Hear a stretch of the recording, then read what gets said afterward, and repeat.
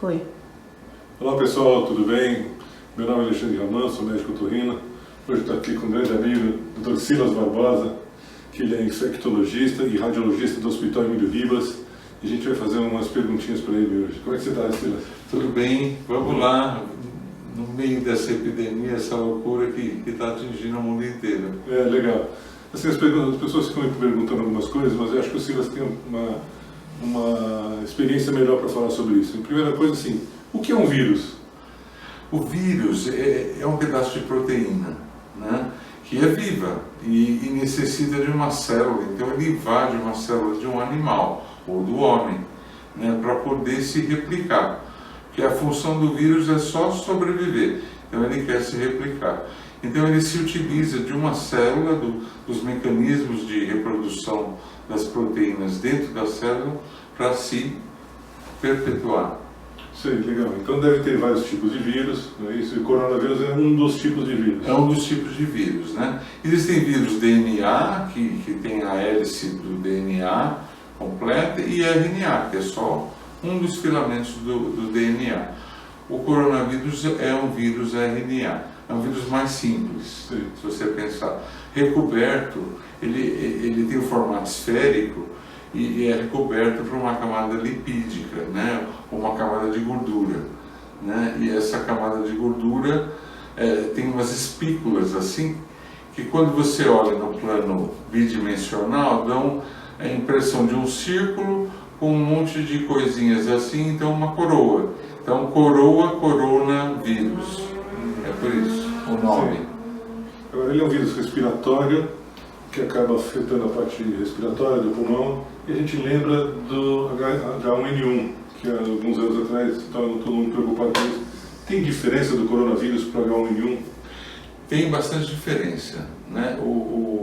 Uma delas é a letalidade, que é bem maior, né, nos vírus do tipo corona, né? A gente já teve epidemias de coronavírus vindas da China em 2002, a SARS, e também outras epidemias na Arábia, a MERS, né, que matou muito mais gente, né? A SARS tinha uma letalidade de 10%. 10% das pessoas que pegavam morriam. E a MERS, 34%.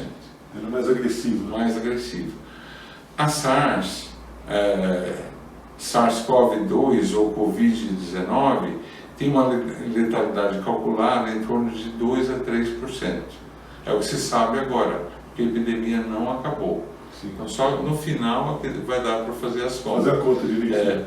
Mas bem menor que as outras. Sim. No entanto, a letalidade desse coronavírus parece ser maior nos grupos de risco, que são os idosos, os cardiopatas, hipertensos, diabéticos, pessoas com câncer, imunodeprimidos por vários motivos, né? E em alguns países tem chegado até 15% de letalidade nesses grupos etários. Eu lembro Nesses grupos de risco. Eu lembro que na H1N1 pegava muito mais criança também. E esse aqui parece que está poupando as crianças.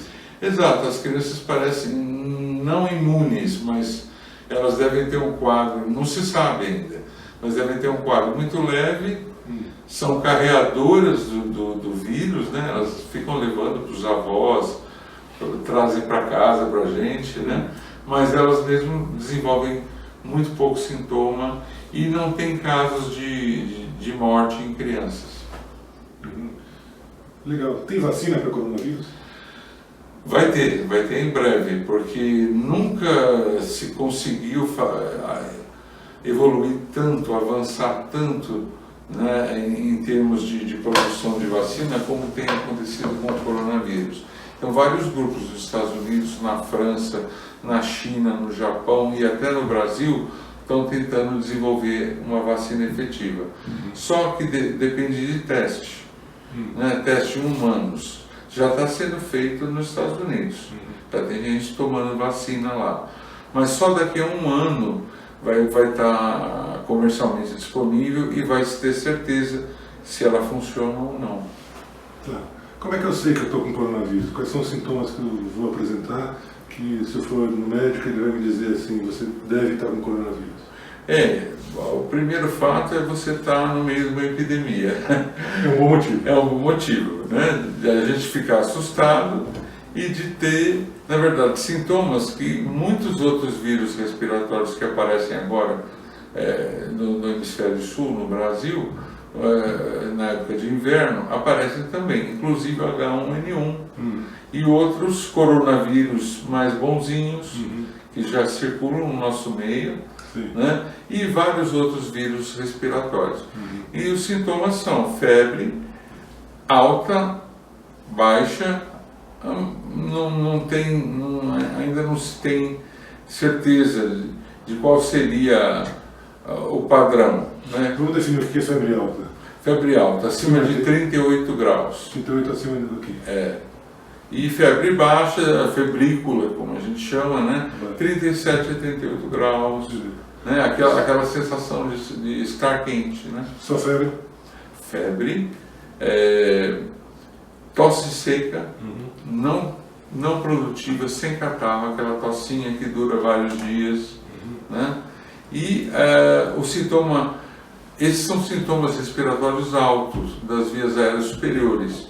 Quando atinge as vias aéreas inferiores, ou seja, os pulmões, a traqueia, então você começa a ter falta de ar. Aí é o sinal para você procurar o médico, né? Eu acho que você tem que realmente ficar de olho. Se você está com esses sintomas gripais comuns em qualquer vírus respiratório, você fica atento para o desenvolvimento de falta de ar, né? Está cansado, está com falta de ar, procura o médico, procura o hospital. Isso que eu ia te perguntar, ele vai no consultório do médico ou Nunca, ele vai no hospital? Vai no hospital, tá? Porque no consultório médico, o que ele vai fazer é só disseminar o vírus, né? O médico não vai poder fazer nada para ele no consultório, porque depende de exames específicos, né? Para você fazer o diagnóstico do coronavírus e também da condição pulmonar. Né? O que está se fazendo, assim, quase que rotineiramente, é um teste para você avaliar se a pessoa tem ou não o coronavírus, e também uma tomografia computadorizada, para você ver se o pulmão já está comprometido. Melhora o raio-x ou a tomografia? Melhora a tomografia. O raio-x vai te dar uma positividade de 46%. E a tomografia mais de 86%. Né? Então, a tomografia tem que ser realizada nessa situação, né? Embora a gente ache que é um exame mais complexo, envolve tomar mais radiação, nesse caso, se a pessoa tem realmente a suspeita de coronavírus, tem que fazer. Deixa eu ver se eu entendi. Se tiver com febre, tosse, mal-estar, mas não tem falta de ar, não precisa ir ao pronto-socorro? Não precisa ir ao pronto-socorro. Okay. Tá? O ideal seria fazer o diagnóstico etiológico, porque você, com esses sintomas, pode ter qualquer vírus respiratório. Mas, numa situação de epidemia, a quantidade de exames disponíveis diminui muito. O tempo de espera para um exame passa de um dia para uma semana. Já está em 7 dias. Já está em 7 dias nos melhores locais, né? Sim. Porque a demanda é muito grande, começa a haver falta de insumos para você realizar os exames. E então estão surgindo outros exames mais rápidos, que ainda não foram validados, né? Mas vão estar disponíveis em breve para um diagnóstico ou pelo sangue ou pela mucosa mesmo, porque o exame padrão ouro é o PCR, né? Que é a reação em cadeia da polimerase, que é feita com coleta de secreção das narinas, da orofaringe, e você põe aquele material para replicar, para ele aumenta 1 milhão de vezes. E depois você testa para ver se é o coronavírus. E esse processo pode demorar até 7 dias agora. E outros exames de sangue, cromatografia, por exemplo, que é feito em 15 minutos você tem o resultado. Mas ele não é tão específico. né? Ou imunofluorescência, que você também faz pelo suave nasal. Não, 10 a 15 minutos também, imunofluorescência. Então, certos países estão fazendo rotineiramente esses testes rápidos, né?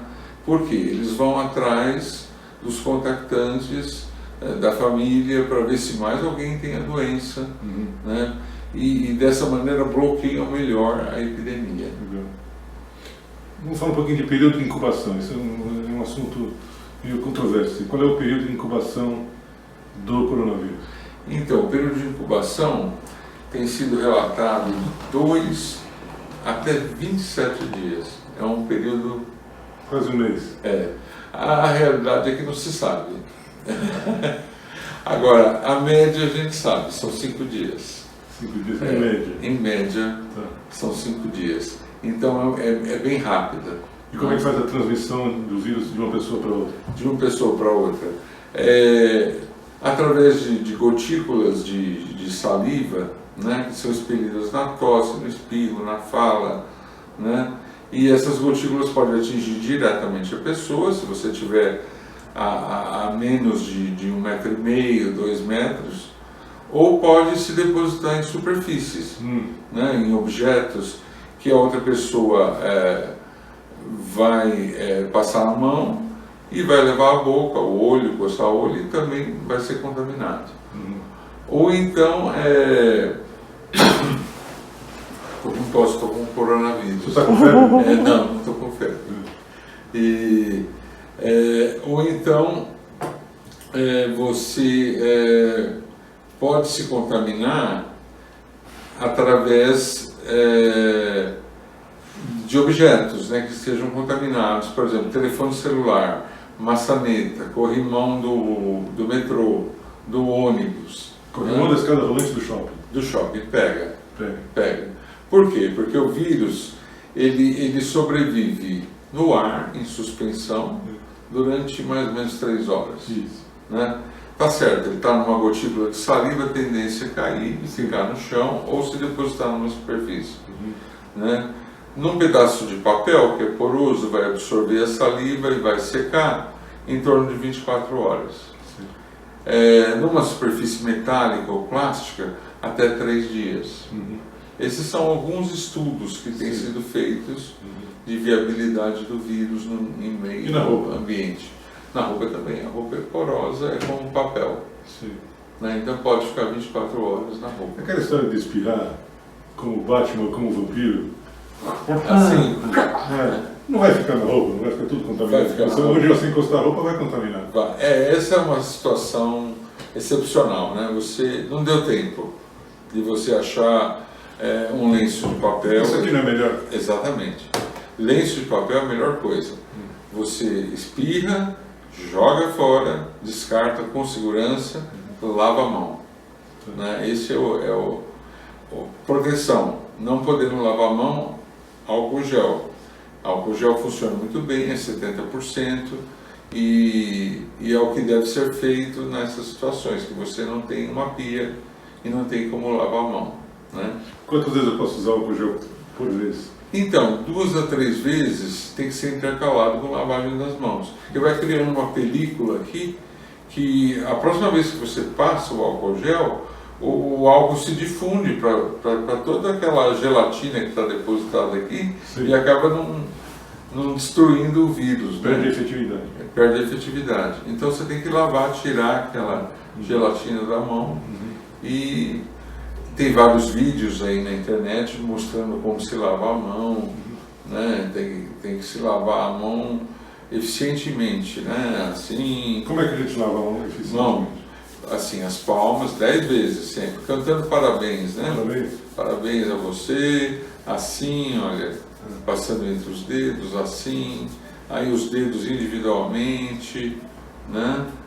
Os dedos assim, e o polegar, não esquece do polegar, e finalmente as unhas, aqui faz uma conchinha na mão, depois você abre a torneira, de preferência com o cotovelo, não aquele que você espirrou nele. Pois é.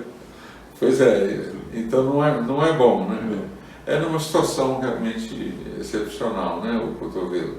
E aí seca a mão, pega, a toalhinha já está ali, o de papel, né? Você seca, aproveita e fecha a torneira com o papel, para você não se contaminar, porque quando você abriu a torneira, você estava contaminado. Alguns banheiros de shopping tem aquele secador que parece um secador de cabelo invertido, né? Que você coloca. Sim. Tanto faz. Aquele é bom. Você não toca em nada. Aquele é bom. Eu fui num banheiro aqui no Sesc, que é excelente. Você entra no banheiro, a porta abre sozinho. Não tem maçaneta. Você vai botar uma a luz acende, o mictório aciona automático, a privada também, a saboneteira também, a água também e o secador. Don't touch. Don't touch. Total. Então é o mundo do futuro. Legal. Né, onde ninguém se contamina, né? Seria ótimo, né? Se a gente pudesse ter em casa. Tem um chuveirinho também no vaso sanitário? Provavelmente. Você não usou para ver? Não usei para saber, ter essa experiência. Bom, uma vez que não tem assim tratamento, pelo menos até agora, não tratamento efetivo, hoje de manhã teve a história da cloroquina, mas a gente pode falar isso depois. O certo seria prevenir, né? Então, assim, a gente vai lavar a mão, a gente vai cobrir a boca e tal. Agora, os profissionais de saúde, como é que eles podem se prevenir? Porque nós estamos falando das pessoas, e nós, como é que a gente tem que se prevenir? A gente, da mesma maneira, né? No ambiente hospitalar, ou atendendo um paciente, a gente manter a higiene pessoal, né? Então, lavar as mãos, usar álcool gel, usar roupas, provavelmente, se você atende continuamente, né, pacientes suspeitos, roupas descartáveis, né, que você pode vestir e jogar fora, e máscaras, né? Máscara cirúrgica, que é essa máscara comum. Qual máscara eu devo usar? Essa ou essa? E o profissional da saúde? Profissional, depende. Essa máscara cirúrgica, né, vamos falar de duas coisas, então.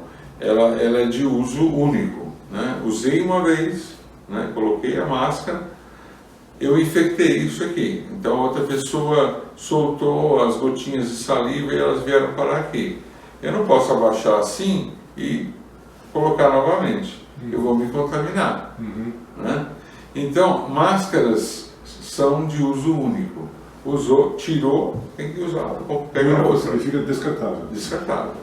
Né? Não dá para limpar a máscara. Não dá para limpar a máscara. E essa aí? Essa máscara é N95. O que significa? Que ela retém 95% das partículas que estão no ar. Inclusive vírus, bactérias, fungos. Né? Então também, vou usar, né? E o que vai acontecer? Essa parte está contaminada. Né? Tirou, outra. Entendi. Não é para ficar uma semana, o dia inteiro. Né? Ouvi dizer que essa duraria um mês. Ela pode até durar, entendeu? Antes Ela de ser não usada, ela não estraga. Ela não estraga. Ela pode vir, essa aqui é da China, hein? É da China, já vem contaminada. Já vem, não vem. Bônus, já vem com vírus. Já vem com vírus. Mas não, é de uso único, né? Você vai atender um paciente em ambiente de UTI, né? Além de usar essa máscara, você vai usar outras proteções, né? Aqueles escafandros, tem vários tipos de... Tem gente que recomenda você usar 2 máscaras dessa. Mas quando eu uso essa e quando eu uso essa? Essa aqui é atendimento de consultório. Tá? Estou atendendo meus pacientes, é essa máscara. Tá? A cada 2 horas eu troco.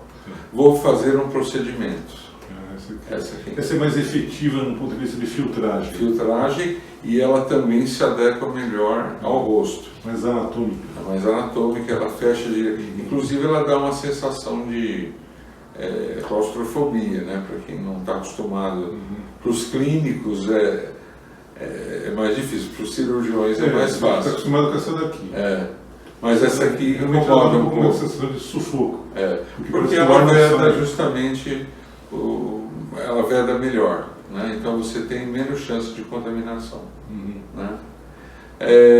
Falando nisso, está se recomendando, por exemplo, os pacientes com insuficiência respiratória grave, né, que não se faça inalação, não se faça PIP, não se faça nada que possa aerolizar o vírus.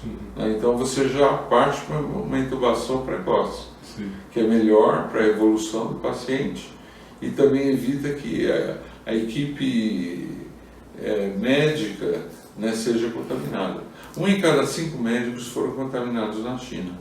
Né? Imagina o pessoal da enfermagem, não tem principalmente essa informação. Oftalmo, anestesista e endoscopista. Com certeza.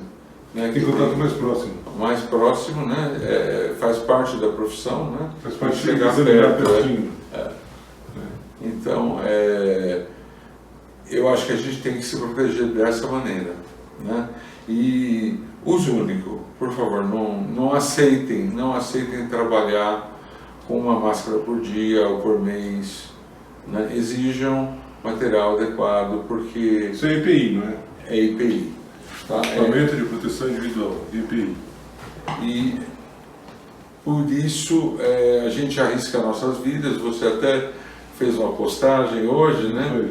E a gente arrisca nossas vidas para que você possa ficar em casa e também ajudar a gente a proteger as nossas famílias e a família de vocês mesmos. Isso aí. Né? E uma última pergunta, não sei se eu vou te botar numa saia justa. A questão dos dentistas, porque os dentistas eles usam aquele motorzinho que vem, já expira água e tal. Aquilo fica no ambiente, fica um aerosol no ambiente. Isso é meio complicado, porque fica no ar. Não tem como limpar a sala inteira entre um paciente e outro. Não tem. Ele está protegido, o paciente está protegido, mas a sala está contaminada. A sala... Você tem que ter um sistema de exaustão, alguma coisa assim? Não, os cabos, tudo. Tem que limpar tudo. Tem que fazer uma terminal. Em cada paciente. Então vá no dentista se você realmente precisa. Né? Ou seja, seria recomendável nesta fase aqui, ir ao dentista só em caso de urgência, muita dor. O seu tratamento de beleza estética nos dentes pode ficar para daqui 5 meses. Pode esperar. Okay. Quando acabar a epidemia, e mais segurança para você e para o seu dentista. É que eu estava pensando assim, dentista só na urgência. Doeu muito o dente, tratamento de canal, quebrou o dente, com dor.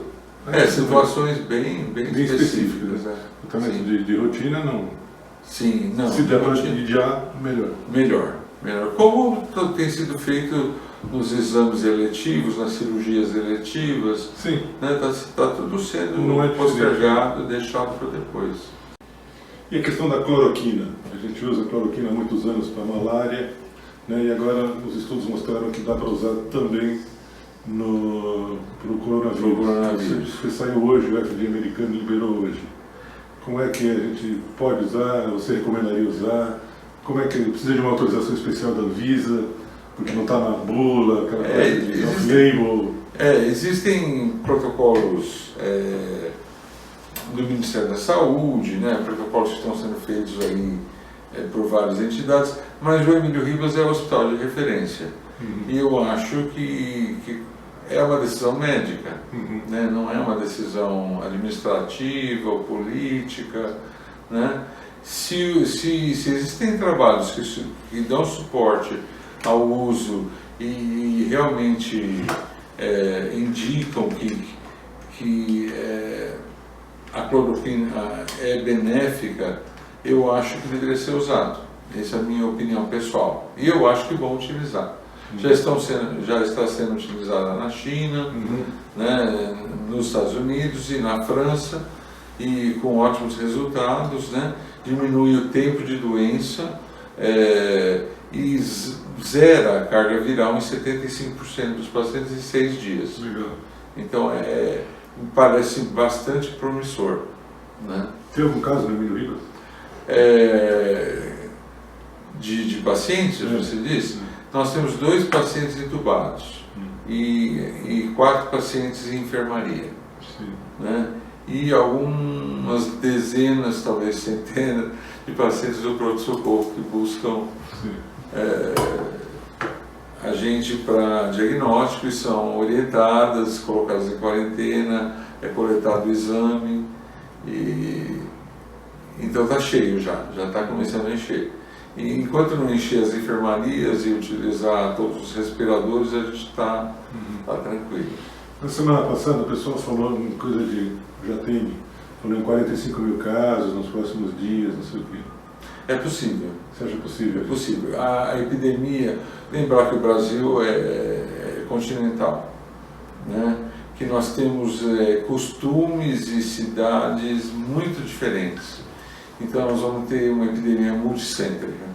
Né? São Paulo é uma grande movimentação de pessoas, isso é muito mais importante. Né? O clima parece não interferir. Tá? Porque falaram que país tropical, não. O ano passado houve um surto de H1N1 no Amazonas. Né? Então, acho que não procede. Né? Acho que a temperatura não nos ajuda. Somente na questão de que no frio todo mundo se aglomera mais. Né? E isso está ligado à circulação de pessoas. Favorece a transmissão. Favorece a transmissão. E São Paulo é uma cidade que tem mais, porque é a porta de entrada do Brasil, né? E aonde as pessoas se movimentam muito. Né? É metrô superlotado, ônibus superlotado. É praticamente impossível não encostar no outro. Exatamente.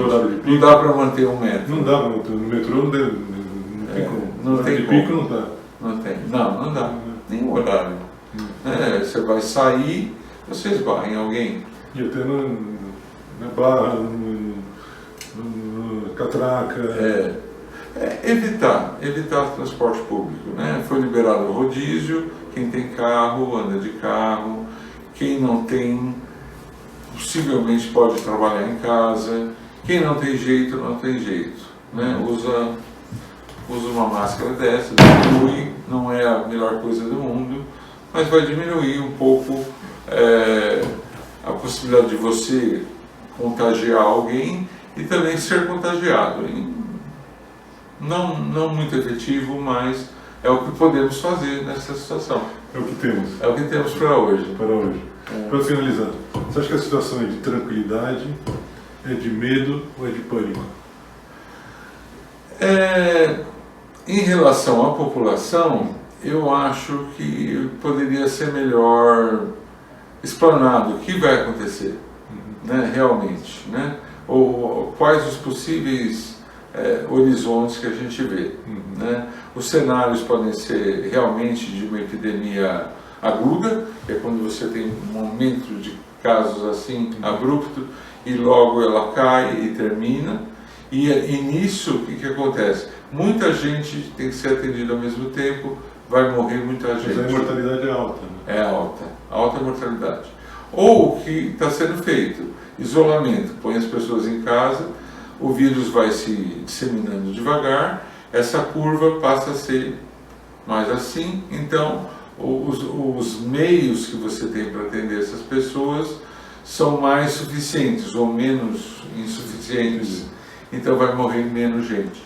Na Itália foi justamente isso, não fizeram nenhum tipo de isolamento, então a epidemia aconteceu assim e não tem, está morrendo 400, 500 pessoas por dia, porque não tem sistema de saúde que possa absorver essa quantidade de pacientes graves ao mesmo tempo.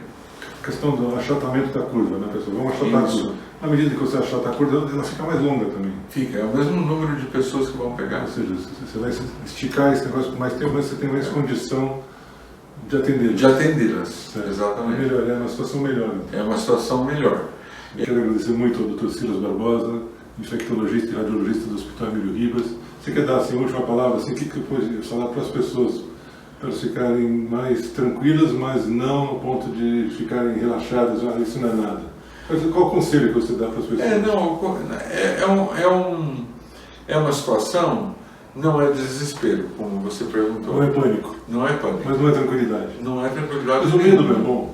O medo é ótimo, o medo mantém a gente vivo. Isso. Né? Então, todos os cuidados, né? Tudo que a gente já falou, todo cuidado é pouco.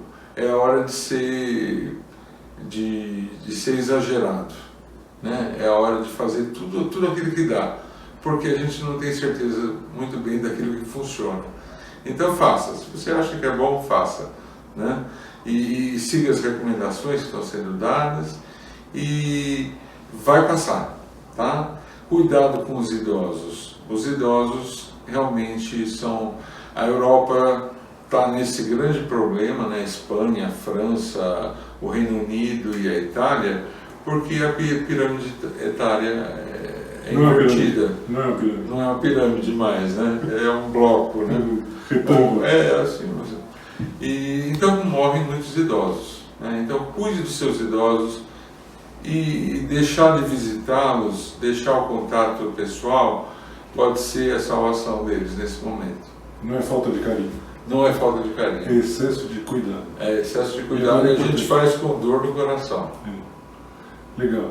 Obrigado, Silas. A gente espera que a gente tenha sido Obrigado a você pela oportunidade. de ser elucidativo e a gente fica à disposição para qualquer pergunta. Ok? Obrigado, turma.